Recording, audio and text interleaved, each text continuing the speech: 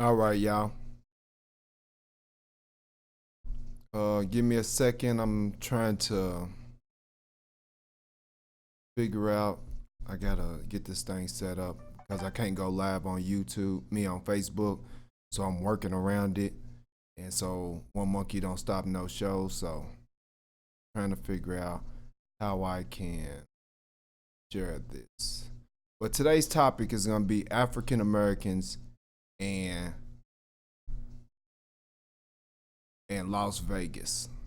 And if up here we go. Let me share this real quick.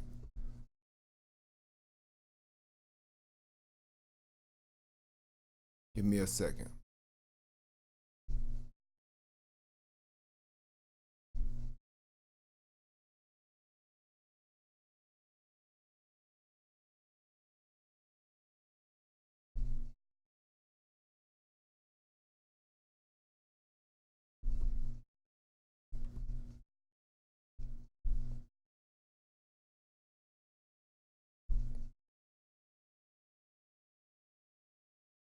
And I'm also gonna be once this is done, I'm also gonna be sharing this to I'm gonna upload it on Facebook.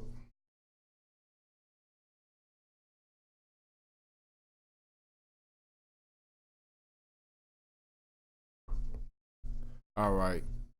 So now that everything is running accordingly. This one is African Americans in Las Vegas. Because one thing I noticed when I moved to Vegas is that the condition of black people. See, me being from Kentucky, I'm in the South and knowing the East Coast. Like, if you go in the South, you see the same. Like, if you go Kentucky, Tennessee, you go to Florida, you go to Georgia, anywhere you go, you see the same conditions for black people in these areas. So we see the same thing for the same conditions for black people in these areas. And when I moved to Vegas, I noticed that I seen the same thing in Vegas, as in black people huddled up into one section of town, uh, basically living like in little hoods, and I mean, just the we it's just the same old shit. So, and I got to wondering once I got there, I'm like, once I got in Vegas, I'm like, has all this opportunity around Vegas and black people are living the same condition as they do in the South and in the East Coast. And what we fail to realize as black people, and every all black people want to talk about 2020 vision and all of this aspiration and all of this, you know what I'm saying? All of this optimistic future, which nothing's wrong with that, but at some point we're gonna have to be realistic about this. So as I moved to Vegas and I got to looking around, I'm like, all of this opportunity and black people are still poor, they still living in hoods, and how did they get here when all of these casinos and all of these jobs is floating around, but black people are still in the same condition? So then I got to talking to elderly black people and black people whose mama and daddy grew up here, that grew up here, not just transit people and people that actually that are just moving into Vegas and just to work or whatever. And I'm getting a lot of stories about that. At one time, black people was the employees in the casinos. We was the maids. We was the the what you call it. I mean, we just the gambling people. We was everything. We was a lot of things. And and and and I'm like, what happened? Where did it switch? And how did we go from having these jobs to not having these jobs? And black people are in moving into 2020 and 2020 vision. We have to understand all key components of our demise. Uh, and one of our big key components of our demise is this little word that people like to throw around called people of color.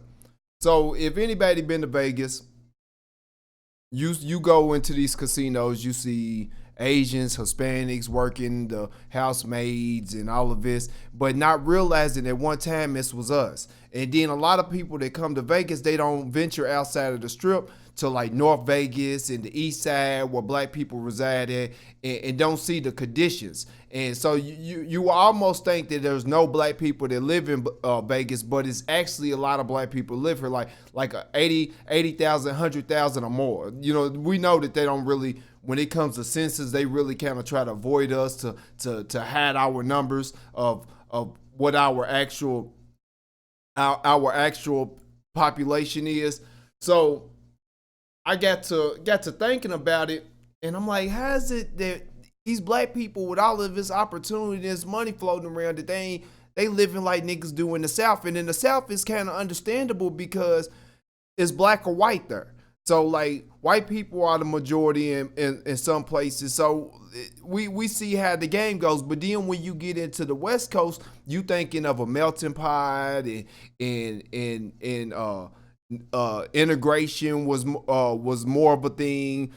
But so I got this article on here called African Americans in Las Vegas. So we're gonna go into this because, like I said, this people of color, white supremacy is not our only enemy, and we have to realize that white supremacy is not our only enemy in this country. We have a lot of people that have not talked about this a lot. That have came into America through us, through civil rights, and have assimilated and have done nothing but undermined us the whole damn time. So I want to, because Las Vegas is a relatively new city. Like 1905 is when it was created, which a little over 100 years. You know what I'm saying? What 115 years. But we damn near been here the whole time. So this is gonna tie into why we thinking that racism was a thing of the South, and that the West Coast was so much integrated, and believing that racism was just a pocket of America. We're gonna find out that racism was all across, from the North to the South to the East and to the West Coast, and it doesn't only just come in whiteface. In the new form of racism, anti-black racism has melanin in it, has different shades of brown, but we don't realize this. And as it moving in 2020 and 2020 vision, we're gonna have to understand this. Like, this is the only way that we're gonna, as a people, move forward and be able to dig ourselves out of this hole, and with the help of reparations. But at the same time, we're gonna have to realize all the key factors, all the key components, and everybody got to be held accountable, because a lot of people are new to this country and they only here because of us, but they have done nothing but undermined us and joined team white supremacy, and have been aiding in our demise. Hold on, give me a second.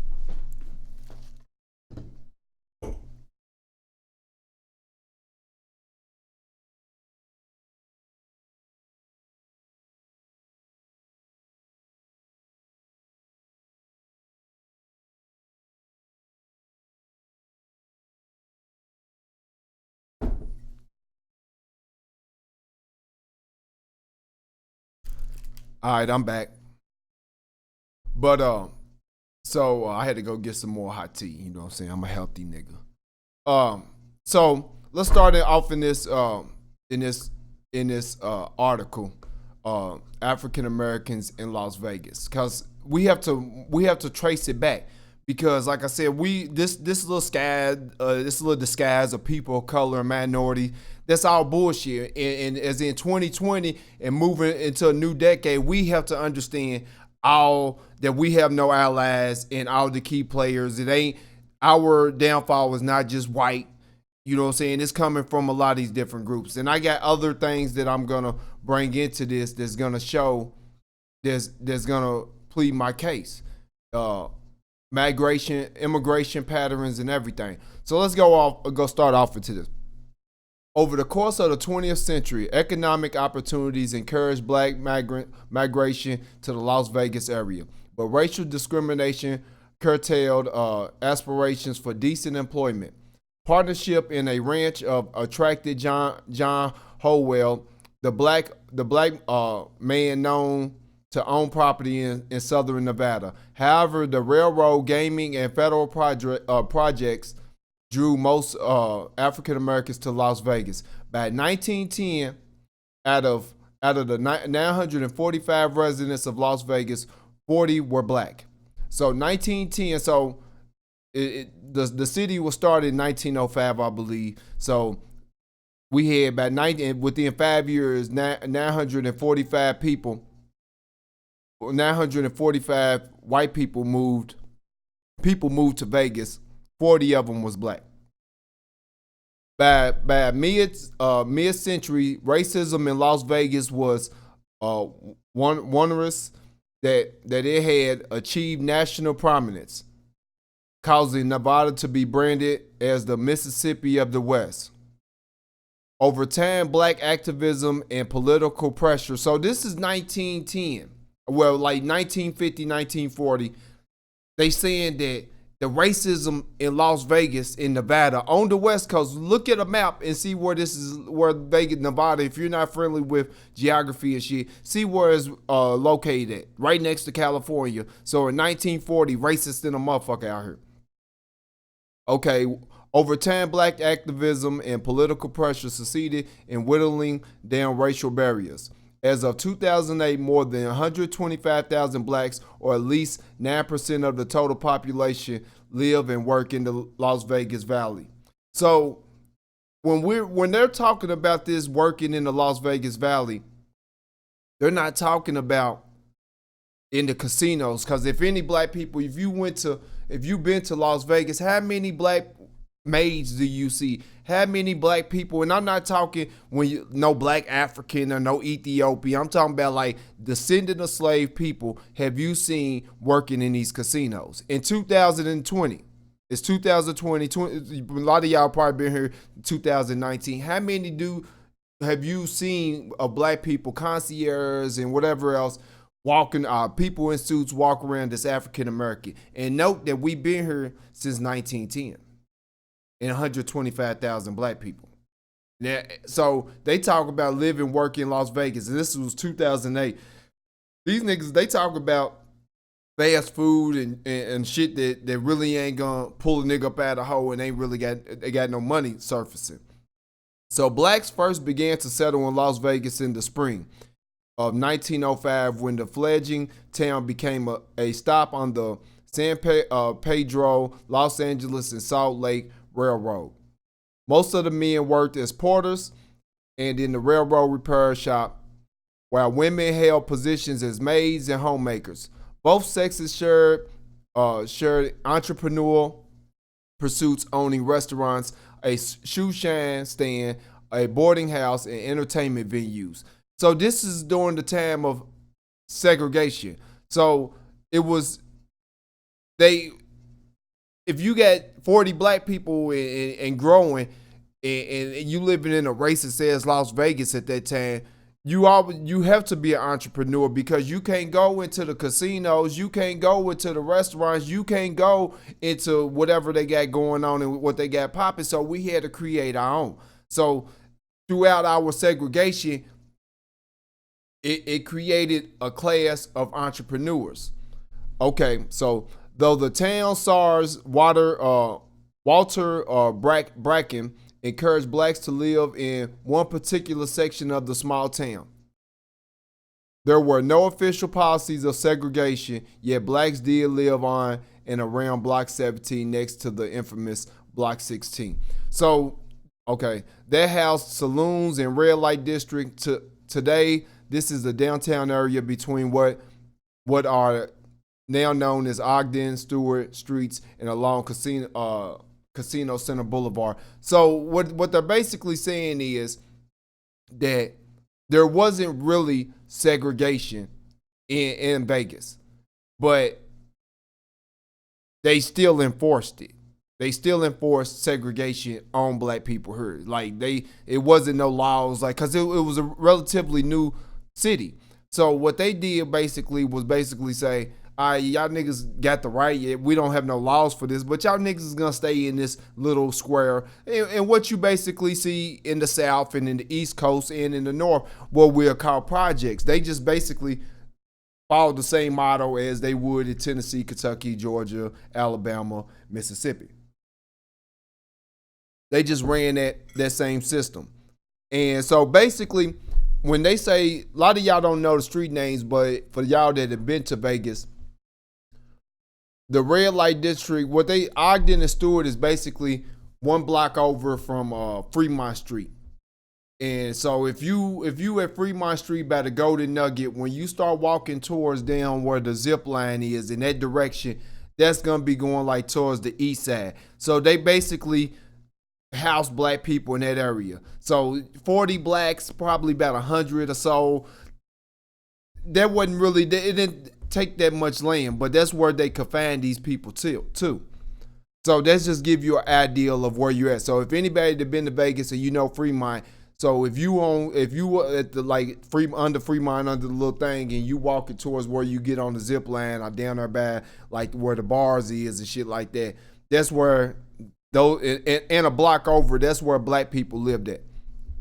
So let's go.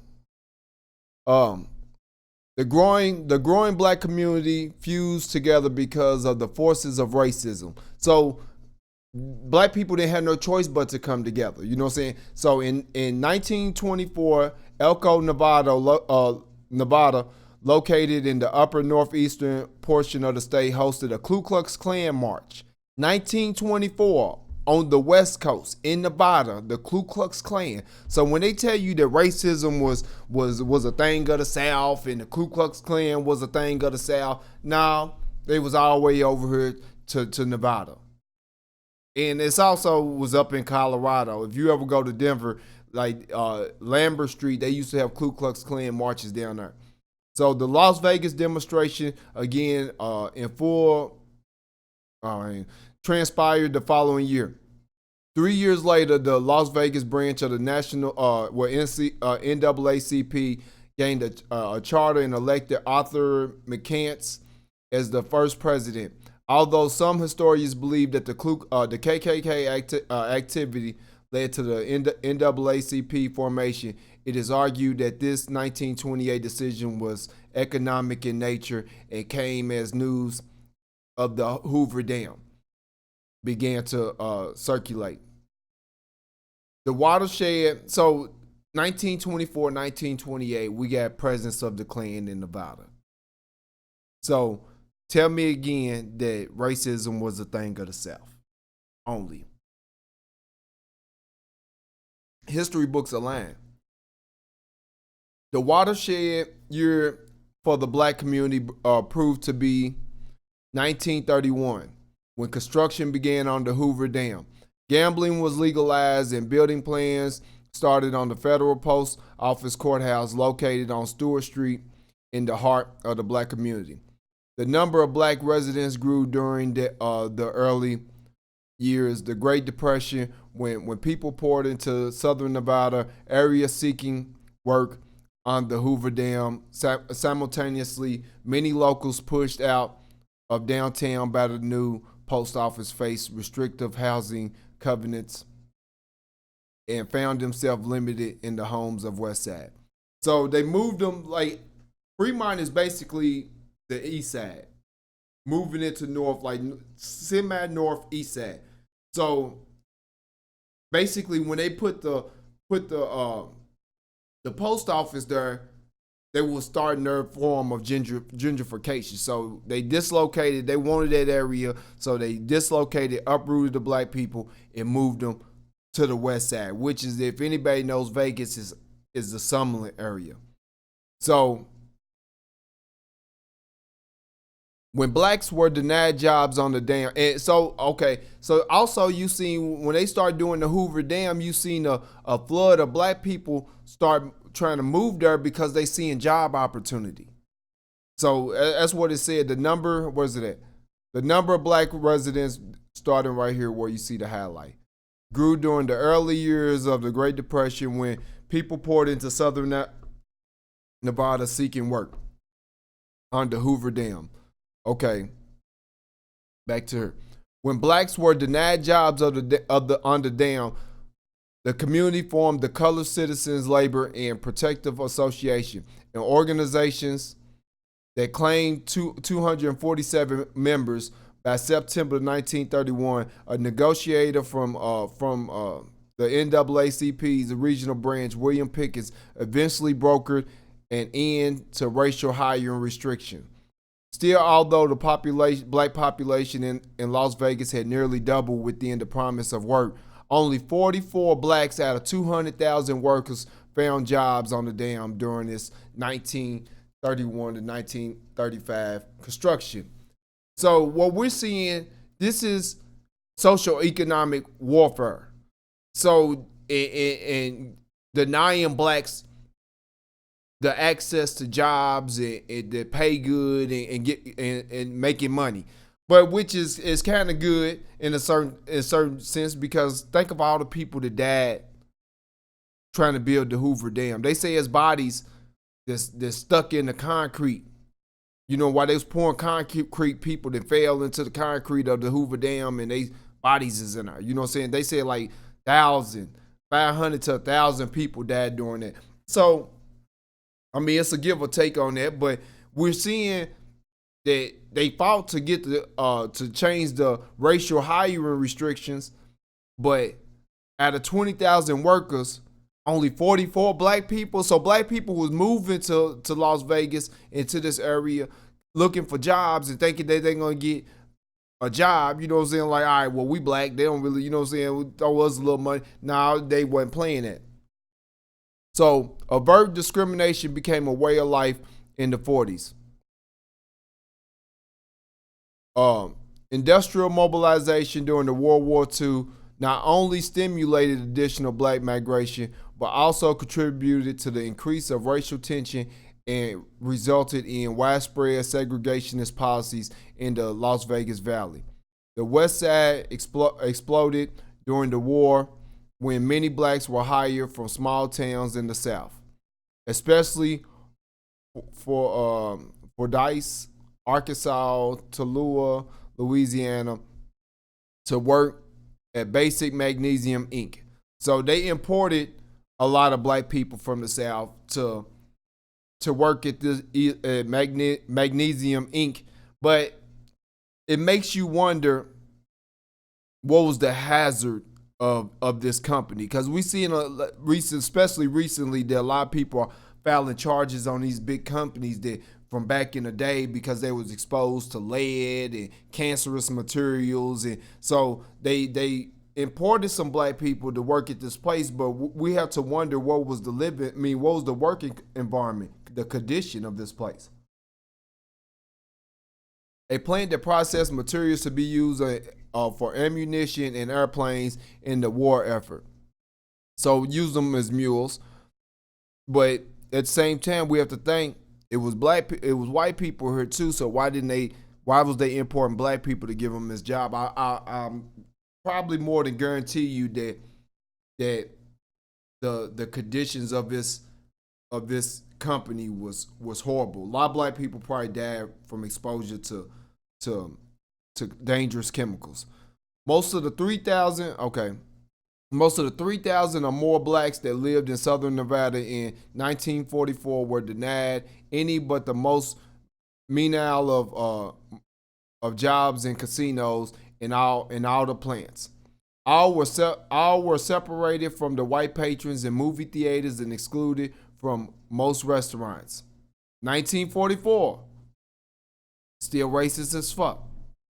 Casinos did not allow America's most famous black entertainers, including Sammy Davis Jr., Nat King Cole, and Pearl Bailey, to stay where they were performing because of the restrictive practices. Black entrepreneurship thrived.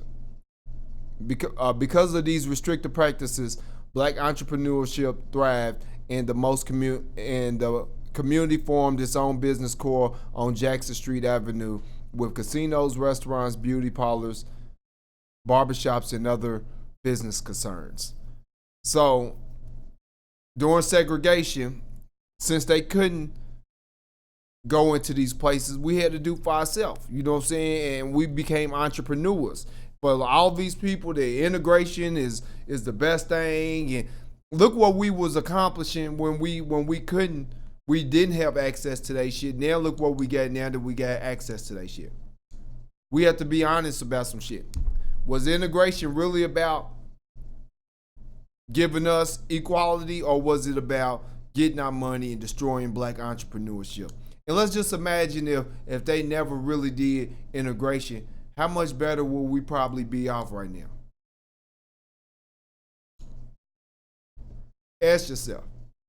The West Side lagged behind other parts of the city in infrastructure.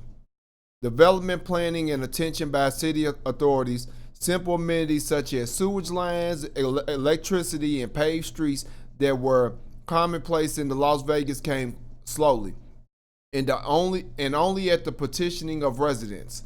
In 1954, the community gained its first housing development, Berkeley Square, with homes designed by black architect Paul Williams, and named the primary financier Thomas Berkeley, a distinguished African American attorney. So, so even in 1940s, 1950s, we still seeing that white supremacy is hold down its practices as it would in the South. Business as usual. Because it says it right here. Simple amenities such as sewage lines, electricity, paved streets that were commonplace in the rest of Las Vegas came slowly. So they just let us walk on dirt roads and feces, you know what I'm saying? No bathrooms, no running water. Ain't no telling how they was living. But racism was only in the South.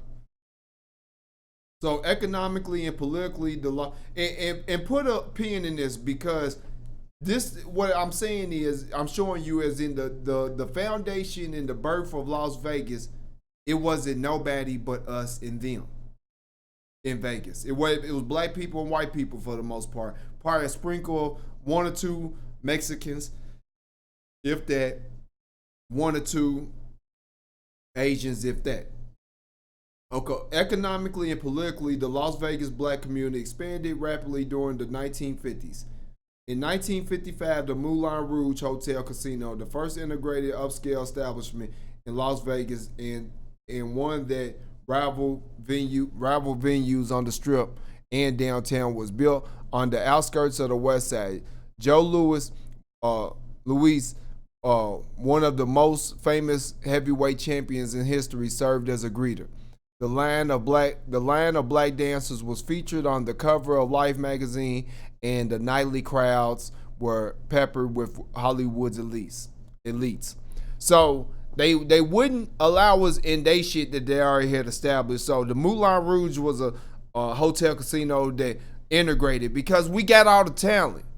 You know what I'm saying? Like they going in there, they going to these other casinos, they seeing all of these vanilla ass white people perform, and they not even impressed with their own shit. And then it's a Moulin Rouge integrated and start letting black people work and let us start doing entertainment, and it became the place to be.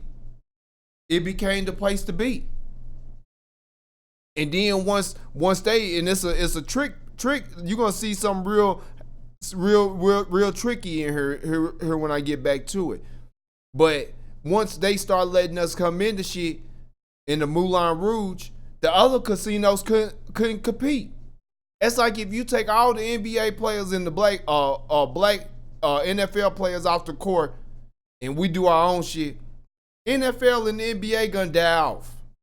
They ain't got it. They don't have it. So with Hollywood elites, after 5 months of brisk business, the Moulin Rouge closed. So after 5 months, it only lasted for 5 months. So you gotta think. So within the first month, black people got this shit popping. The Hollywood elites is going away from the whitewashed casinos and coming to the integrated where the black people performing and the black dancers at, and they saying fuck that. But it only lasted 5 months. 5 months. It says it right here. 5 months. The Moulin Rouge closed. Around the same time, black professionals began to move into Las Vegas in increasing numbers. The first black doctor licensed, Nevada, blah, blah, blah. Okay, hold on. Businessman. Enjoying long, I'm trying to skip because some of it is just irrelevant to what I'm talking about. Okay, well, fuck it, the first black doctor licensed by the state of Nevada, Charles West. The first black dentist, business and entertainer, journalist and entertainer, and others joined long-term residents to improve economic and civil rights in Las Vegas. So we're talking 1955, 1960 when civil rights was coming about. So you had people moving into Vegas to because like I said, put a pin in, it was just us and them. It was just us and them. And civil rights. So those who have been had been and continue to be engaged in civil disobedience. Mabel Hoggart, the first black teacher employed by the Clark County School District, executive director. So the first colored teacher in Vegas was a black person. I wonder what the percentage of black teachers is today. I wonder. Economic executive director of Economic Opportunity Board (EBO) that brought on thousands of dollars in grant funding for job programs and child care initiatives.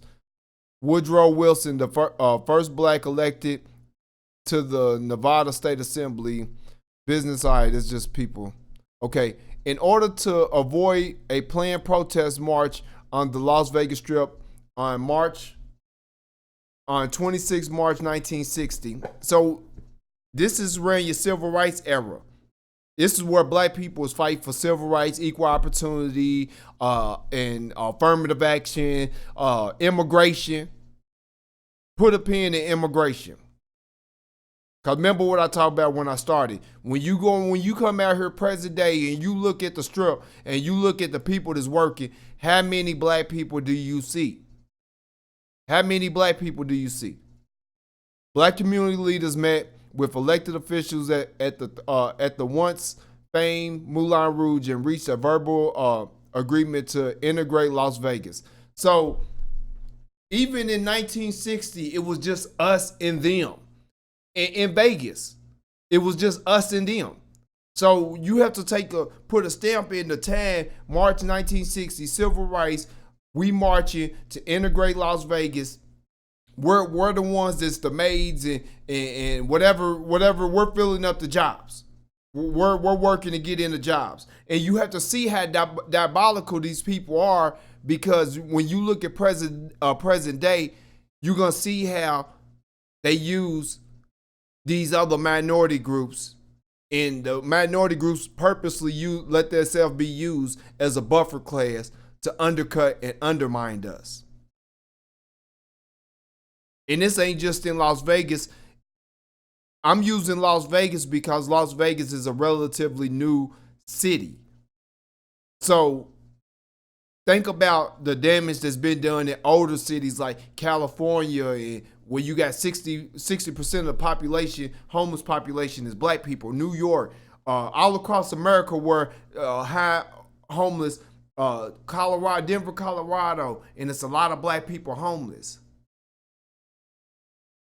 You have to put a pin in civil rights, the 1960s. It was just us and them. We had the jobs. And now see, when you look at Vegas today and look at how it ain't no black people there and no jobs. And like I said, if a lot of y'all come to Vegas and you rent a car and you go to North Vegas and you go to the east side, you see a whole bunch of black people living in poverty, but you see these other groups, they get money and they got the jobs, they on the strip, they got the jobs and shit, because they are simulated and they willingly undercut us.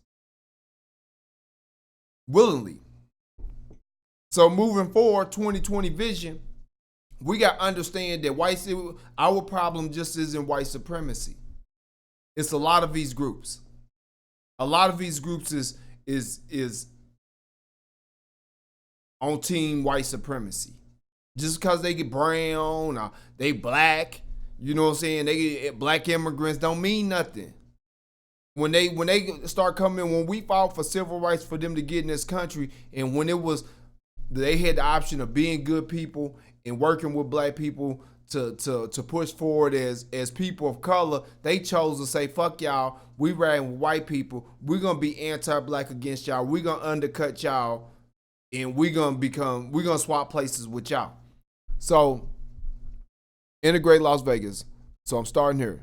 Newspaper publisher Hank Greenspun chaired the meeting attended by Mayor Oran, whatever, all of these people, and Governor Grandsor, who, as a supporter of civil rights, had received help in his gubernatorial campaign from the Black Nevada Voters League. Although no casino industry leaders were present, it is common knowledge that they had approved the deal behind the scenes. However, it was in 1971 forced by elegant gambling locates. Hold on. Forced by, okay, I jumped. Okay. It was in 1971 forced by a United States District Court consent decree that blacks began to work in front of the house positions at the elegant gambling locate. Anna Bailey worked as one of the first house dancers at the Flamingo. Faye Tide, Jackie Brantley, and Faye Duncan Daniels were among the first mid-level managers. So this is 1970. It was in 19. So like I said at the beginning of this, when I talk to black people that's from here, that grew up here, that grandmamas that was here, they talk about how we was in the casinos and we worked jobs. And you fast forward to 2020, it ain't hardly no black people as mid-level managers. And it ain't that black people don't want to work it. It's just that they not given the jobs. Because the face of these jobs is nothing but Asians and Hispanics and whatever. So they're not, when we go in, when especially probably the 80s and 90s and the early 2000s, when we was going to plan for these jobs, they weren't giving us fair opportunity. They was picking their own or anybody that wasn't black over black people. And like I said, when you think about Vegas, you have to think about North Las Vegas. You have to think about North Las Vegas and what it looks like, as in all the black people that's working low end jobs and at rallies and McDonald's and shit, and why ain't enough black faces on the Vegas Strip working? Like they don't want them jobs. And it always baffled me, like, has all of this opportunity around here and black people are still doing just as bad as it is in the South. We didn't get here on our own. And there's more people participating in this sick game than just white people.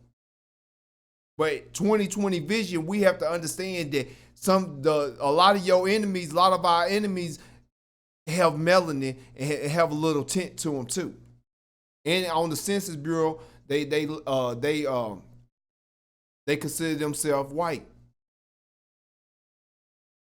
Don't matter if they speak Mandarin, or they speaking Philippine, or whatever, you know what I'm saying, Hispanic, you know what I'm saying?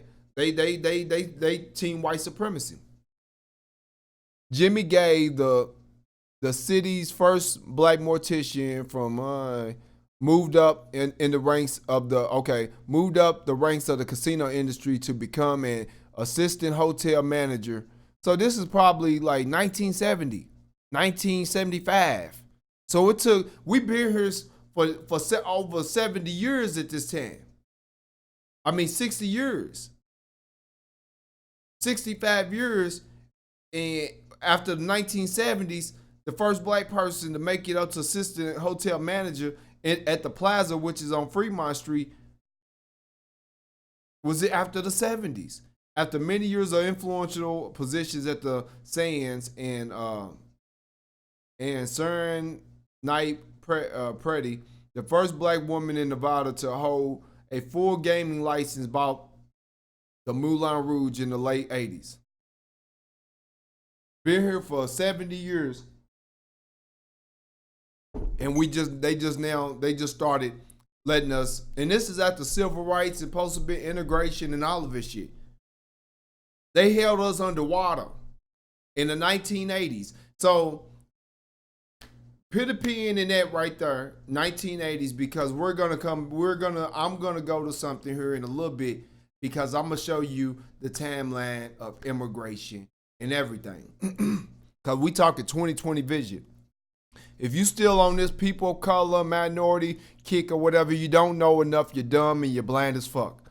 And you need to quit stop thinking with your dick or your pussy, because you're undermining your own people by living in this la la land that all these people are your friends. These people are kosher with you, but they really not your friends. You know what I'm saying? You might have a few that are real genuine people, but as a whole, we can't let these other people, just because you know a genuine one person or two or three people that come from a different group that's non-black and non-white, dictate how the rest of them feel. We gotta stop doing that bullshit. So blacks in Las Vegas fought tirelessly for civil rights and economic equality. So in Vegas, where we was fighting for all of this economical equality and civil rights, because like I said, 1960, especially 1960, it wasn't nobody here but us and them. This is the history of Vegas. So Vegas was founded in like 1905. The first by 1910 or something, they said it was like 900 some people, and then 40 of them were black. So 1960, it was nobody but really black people, and white people were probably 10 Mexicans and 3 Asians, if that, up into like the 1970s, 75, 80s. So blacks, okay, gained the right to equal accommodation before the rest of the country proposed and executed a school desegregation plan, and led by Ruby Duncan, waged a successful welfare rights movement that included a 1971 march on the Las Vegas Strip. The spirit of those historical battles continues, invigorating our ongoing efforts to improve the opportunities for economic prosperity, education, healthcare, and housing in ways that benefit not only blacks but all of Las Vegas. So let's fast forward to now. So if we fast forward to today, so we just seen this last line. This is political education. We want to talk about 2020 vision. How you gonna have a vision if you don't understand what is going on? How you gonna understand if you don't know what's going on? The spirit of those historical battles continues, invigorating ongoing efforts to improve opportunities for economic prosperity, education, healthcare, and housing in ways that benefit not only blacks but all of Las Vegas. See, we fucked up when we included everybody. Harsh reality, but it's true. Fast forward to 2020, you look at black employment, especially on the strip and these high-paying jobs. How many black people is working them? So we did all of this fighting and going head to head with white supremacy, but all of these people to get here and for them to undermine us. So now let's move right along. So demographics are this is for Las Vegas. Wikipedia, Las Vegas. So I brought this up because we have to put a timeline on this. So let's start back in 1970.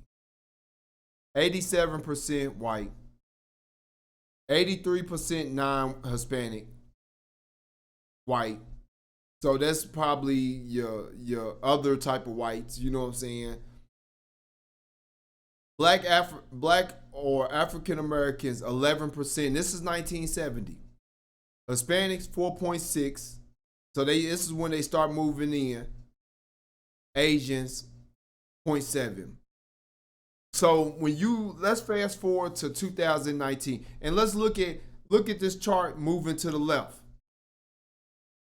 1990, 78% white, 72 non-white, non-Hispanic white, 11% Black Africans, 12% Hispanic, 3%. 2010, Hispanics jump up to 31 from 1990 to 12%. They jump up to 31 by 2010, and it's probably greater now. Asians from 0.7 to 6.1, and you see a lot of these Asians on the strip working. You see a lot of them. There's a lot of Asians that got these jobs. There's a lot of Hispanics. But we have to also ask this question about this. Look at, are they lying about the numbers?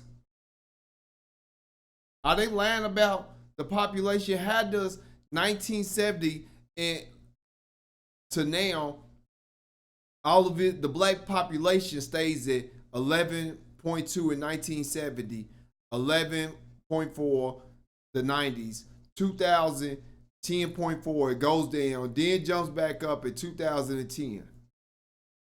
We have to start questioning the census here. We really have to start thinking about this. Like, how does this actually stay stagnant like this? Like, what the fuck is really going on? And then we have to ask ourselves, are they telling us the truth about the numbers? Are they telling us the truth? Because what it said earlier in the article, it said 125,000 blacks. So if it's 120,000 now, I mean, whenever this was wrote in 2008, so did it stay at 125,000 in the early 2000? I mean, in 2000, 1990, 1990, and 1970? These people are liars. And they manipulate our numbers to make us feel like we're not growing in population, which is fucked up. Like, but we have to look at this. Look at this chart. How everybody else's, well, white people's went down, but how does ours? Everybody knows that most black men or women got two or three kids. So those kids grow up to have kids. Like, but how does this population just stay stagnant like this? They lying. But then look at the number. I want you to pay attention to Hispanic numbers throughout these two right here.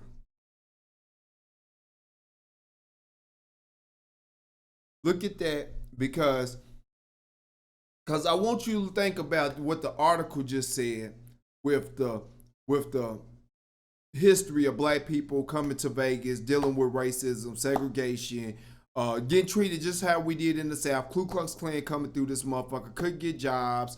They gentrified us. We live in one area that they put us in. Because they want that part of town now, they uproot us and move us somewhere else. And the jobs now. Now let's look at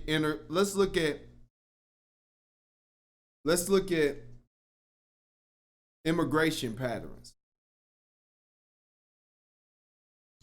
Because all of this is a big part of it, for the simple fact is there's 2020 vision, and us moving into the future, we got to understand that we don't have no allies.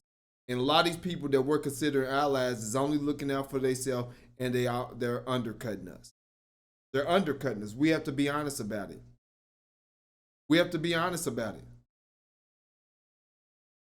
They're undercutting us. So if you look at 1960s, look at the Asian population. That's 500,000, under 500,000. So we're looking at a roughly, and this is all across America, not just Vegas. So 1960s, 1970s, the number was spread out through America, probably 100,000, 250,000. 1950s, there probably wasn't none of them. 1970s, between 80s, we see this boost. Civil rights. We open up the door. Now let's look at Hispanics. Hold on. Let's look at Hispanics. So it's 1 million. So it's actually probably lower than that. 1860. Let's look at 1940s. We probably got 200,000. Okay, here we go. 1940, 357,000 Mexicans born.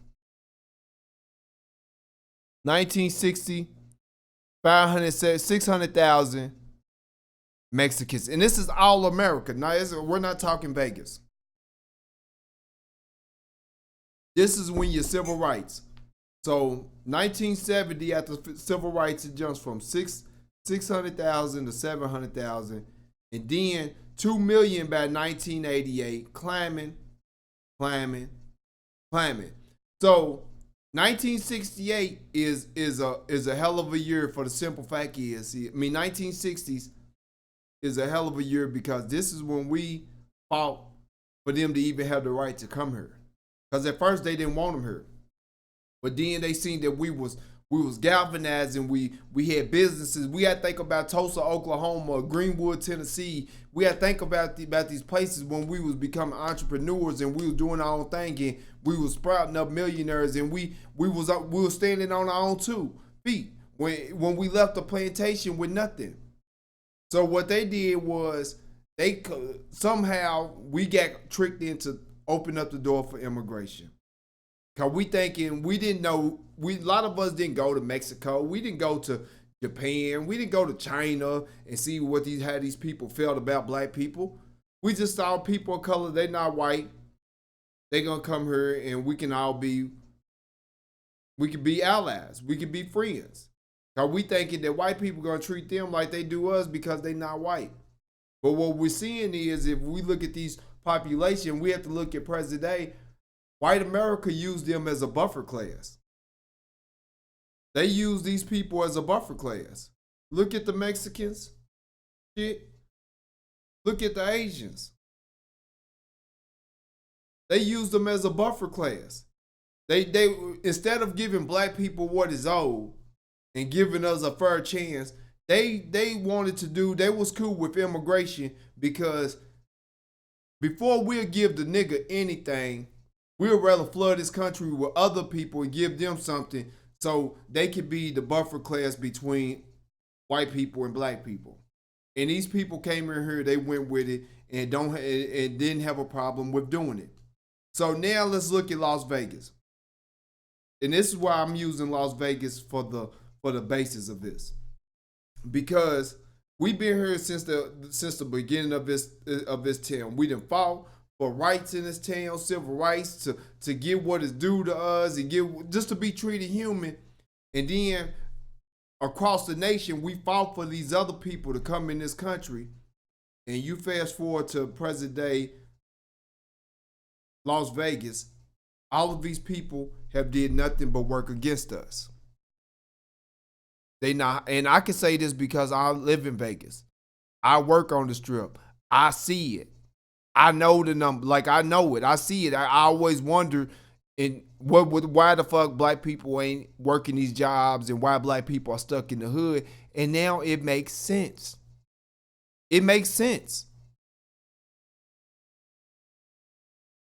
These people have been conspiring with white supremacy to undercut us with no problem.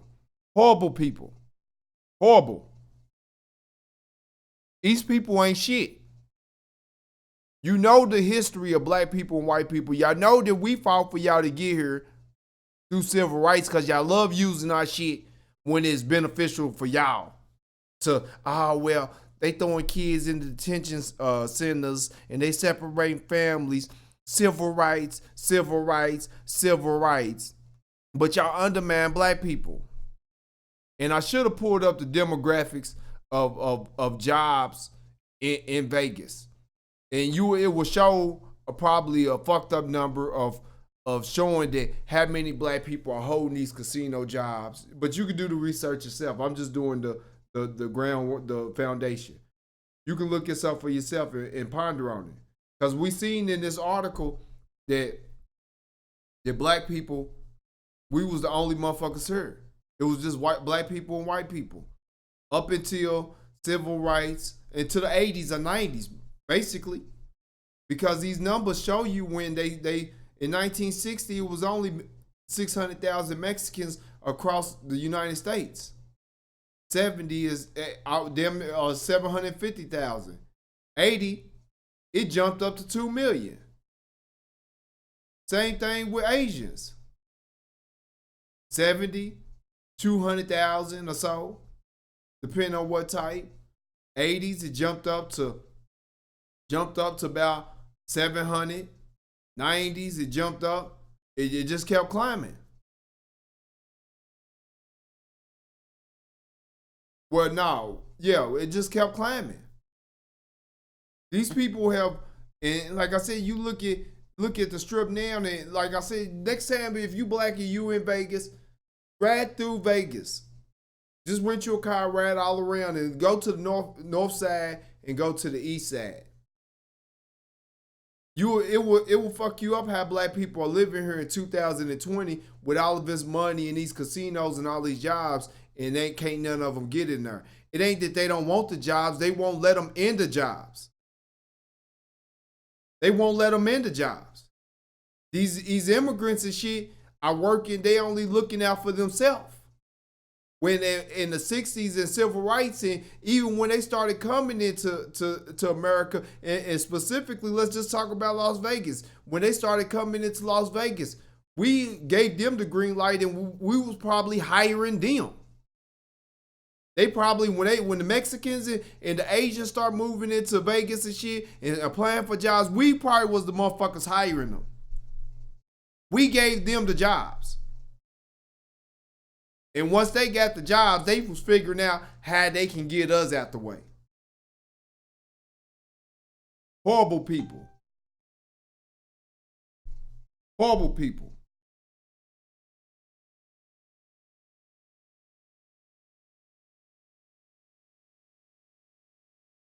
They figuring out how they can get us out the way. And now you look at it today. Next time you come to Vegas, and for my people that come to Vegas and that live in Vegas, I mean, just look around. Like the numbers, the data don't lie. The history don't lie.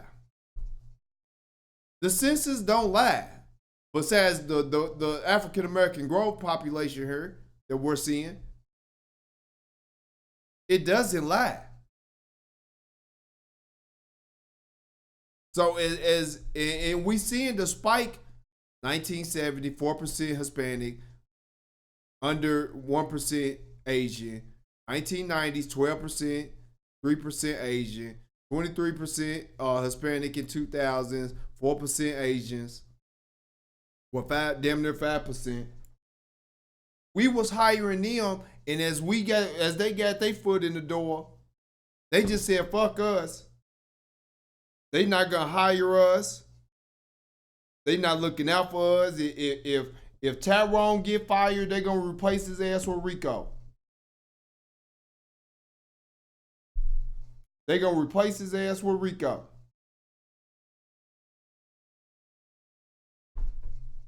Damn it, I broke my damn charger.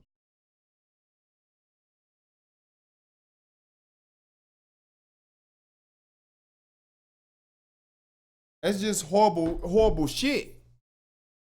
And like I said, I see a lot of black people talking about this 2020 vision, and you know, like y'all niggas don't even understand the America y'all live in. Y'all still thinking the enemies is allies. Just dumb. Just dumbfounded. Caught up on interracial sexual access and shit. And you thinking that a lot of these people are your friends and you know what I'm saying? And when these people are not, they looking at you as competition. They trying to figure out how they can get you out of the way. We seeing right now with the population and everything, and then the article I just read, and then the reality of what we're seeing in Vegas right now in the condition of black people and what our job, you know what I'm saying? Like, it's just, we have to understand that these people was never allies. They didn't have good intentions. And since we know that now, we're going to move into the future accordingly. We're not fucking with y'all. And for the niggas that want to kick and scream, you keep fucking with it. But for the majority of us, we need to circle our wagon and worry about ourselves. We need to hold our own nuts. And I got this video. I kind of want to, I forgot the place, but let's listen to this black lady talk. I just want to give y'all a little idea of it. And I put the link up on this in the description of this video. It's from Vegas PBS. All right, so let's. We left and came to Las Vegas. Turned out to be the best move that she could ever make, you know. My mom left Arkansas when I was a year old, and with my sister, who was 3 years old at the time, and went to Arizona to look for work because she said she was not going to die working on the farm in Arkansas. She wasn't going to starve to death working on a farm in Arkansas.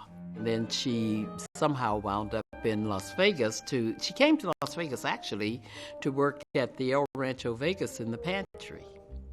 Well, my dad was here to begin with. He came here to work at the dam. Then my mom came out, was going to follow him out, but then she had to leave early because her baby brother, got into it. He didn't get off the sidewalk. They lived in Rayville, Louisiana. He didn't get off the sidewalk for a white lady to walk by.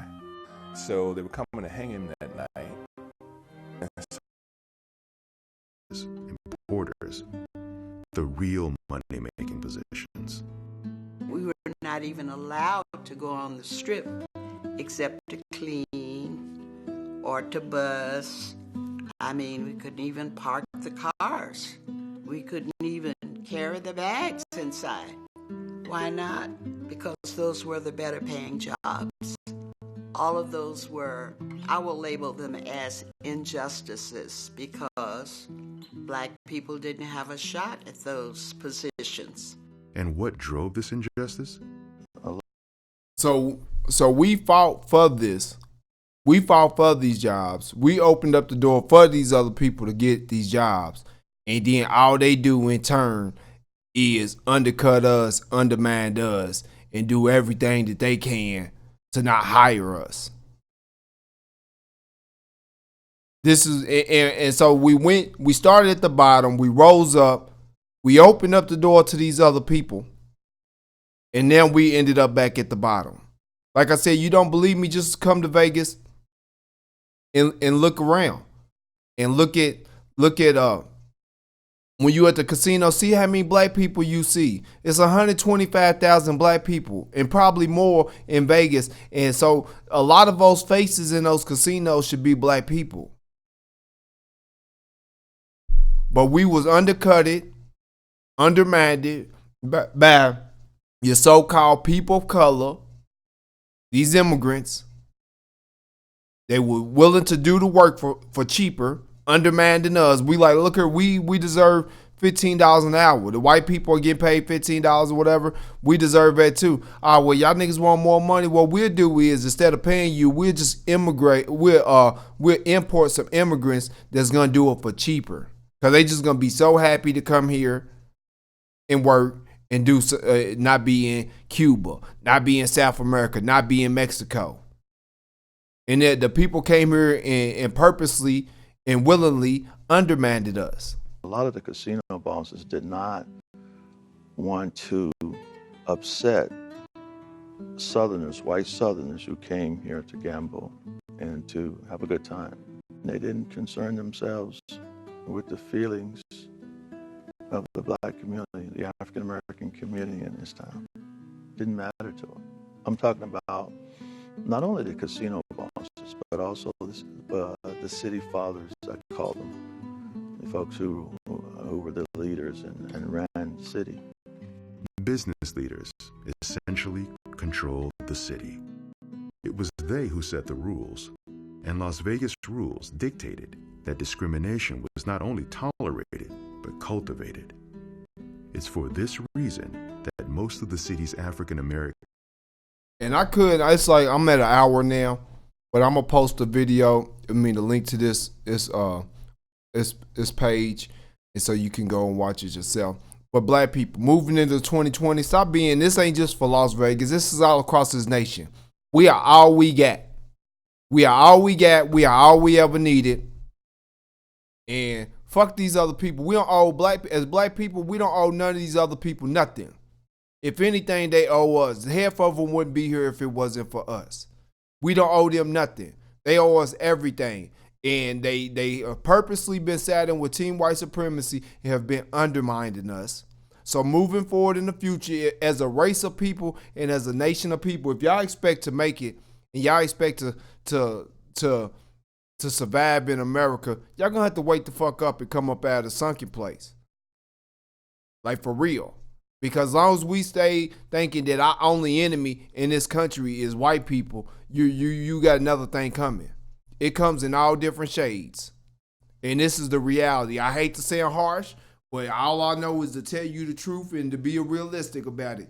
We are all we got. We are all we ever needed. And if your 2020 vision should be black first and to focus on black people as a group. And I'm not talking about black immigrants, none of this Pan-African shit. If the black person don't come from a lineage of slavery, they're not your family.